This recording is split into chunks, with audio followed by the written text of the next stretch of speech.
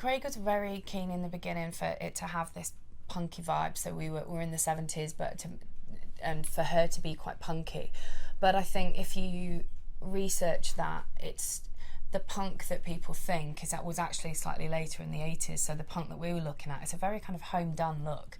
It's not big colourful mohawks. It's kind of just before that. It's there was a real music scene around the time, and so it's kind of in that world, and it's that. And actually, what fits in really well is that it's very Vivienne Westwood.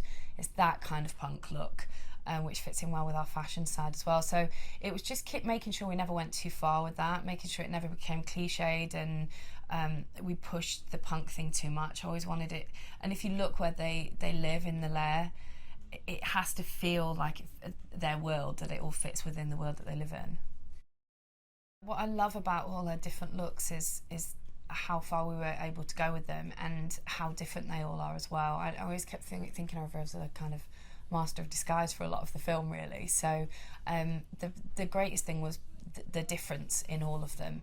For the black and white ball, there's a real kind of elegance to that, and I like that there's a story behind everything. So for the black and white ball, I wanted it to be something that was, maybe the hairstyle would have been something she would have gone to the black and white ball with had she been invited under different circumstances.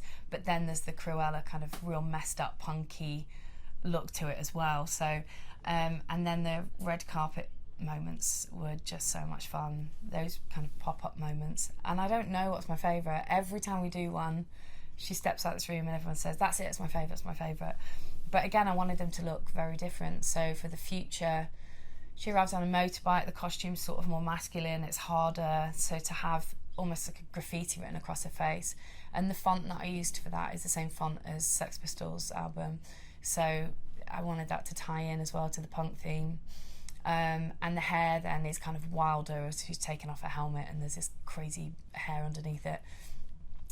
For the garbage truck moment, we did a play on an 18th century look, so we dressed the wig the same as you would an 18th century, but then again messed it up, slightly took it to one side. And I like the idea that maybe she remembers that from a child going to the 18th century ball. So again, it's everything sort of slightly mimicking the Baroness. It all ties into somewhere. The Baroness, we wanted to make sure that she was, basically the words we used a lot for her look was immaculate, perfect, nothing out of place. There's a real, everything is thought out in her look. We wanted the silhouette to look the same. So Naomi Dunn looked after her hair and makeup, and we had discussions at the beginning about there always been a similar silhouette, so something always kind of scraped back, the hair's back off the face, and there's a kind of severity about it, a hardness to it, but then all these beautiful shapes in the hair.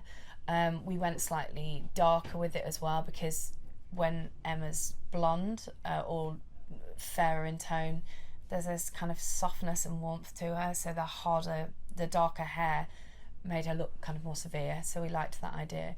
Naomi had a great idea of putting it's very subtle, but there's very subtle kind of blonde streaks in the wig as well, and we just like that maybe there's a slight tie to Cruella there with the kind of the black and the white. So and then the makeup was a classic sort of 50s style, really.